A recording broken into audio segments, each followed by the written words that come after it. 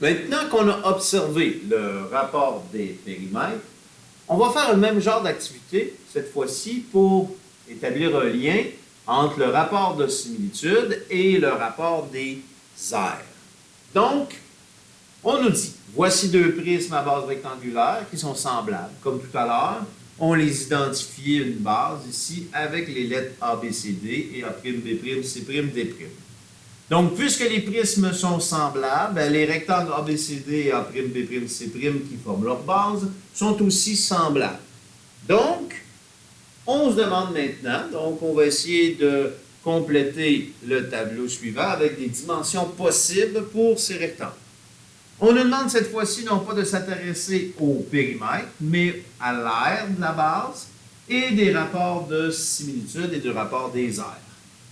Donc, si on choisit un rectangle ici, encore une fois, on va venir spécifier des unités. Mettons qu'on dit les dimensions des bases et des hauteurs sont en centimètres. L'aire, cette fois-ci, sera en centimètres carrés. Même chose si on fait un agrandissement sur ma figure, on considérera ces dimensions en centimètres et l'aire de la base sera en centimètres carrés. L'important, c'est que les unités soient les mêmes pour pouvoir justement établir mes rapports de similitude. Donc, si on choisit un rectangle qui mesure 2 par 3, l'aire d'un rectangle, on se rappelle que c'est base fois hauteur, donc 2 fois 3, 6 cm carrés. Maintenant, si je double les dimensions de la base et de la hauteur de ce rectangle, que va-t-il se passer avec l'aire? 4 fois 6, 24. Donc, ne double pas. Donc, si j'établis mon rapport de similitude K, en comparant mes bases, 4 sur 2, j'ai un rapport de similitude de 2. On a fait fois 2 ici avec la base et la hauteur. Que se passe-t-il avec le rapport des aires maintenant? 24 sur 6, on obtient 4. Donc, lorsque je double les dimensions de la base et de la hauteur du rectangle, l'aire n'est pas 2 fois plus grande, mais 4 fois plus grande. Alors, on voit qu'il n'y a pas un lien direct, mais quel est ce lien? Allons voir maintenant avec, encore une fois, un rectangle de 2 par 3, mais cette fois-ci, si on multiplie par 3 les dimensions. Donc, si on applique un rapport de similitude, 6 sur 2, donc un rapport de similitude de 3. Si on triple les dimensions de la base et de la hauteur du rectangle, qu'est-ce qui se passe avec l'aire? Donc, 6 fois 9 pour calculer l'aire de la base, 6 fois 9, 54 cm².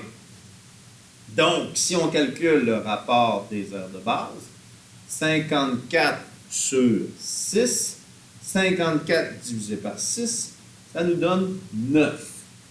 Donc, quand je triple les dimensions de la base de mon solide, l'aire de cette base-là n'est pas 3 fois plus grande, mais 9 fois plus grande. Donc, on sent dégager une certaine tendance ici. Alors, allons voir avec, justement, lorsque je multiplie ici par 10 les dimensions de ma base. Quand j'applique un rapport de similitude de 20 sur 2, donc de 10, que se passe-t-il avec l'aire?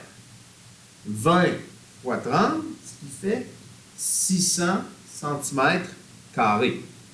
Donc, si on compare, on établit le rapport des aires, 600 sur 6, on obtient 100. Donc, lorsque je multiplie par 10 les dimensions des bases et des hauteurs, l'aire devient 100 fois plus grande. Alors, quel est le lien entre 10 et 100? Quel est le lien entre 3 et 9? Quel est le lien entre 2 et 4? Bien, ici, on se retrouve à prendre le rapport de similitude ici et l'élever au carré. Donc, le rapport de similitude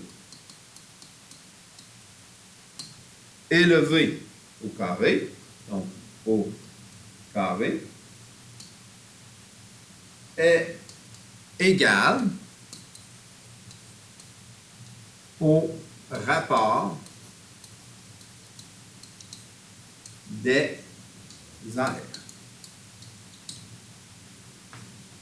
Alors, si on veut l'exprimer, le lien entre le rapport de similitude K et le rapport des aires à l'aide d'une équation, on dira que K au carré, c'est égal à l'aire de ma base prime sur l'aire de ma base. Donc, l'aire de la base de ma figure de mon solide image sur l'aire de ma base de mon solide initial.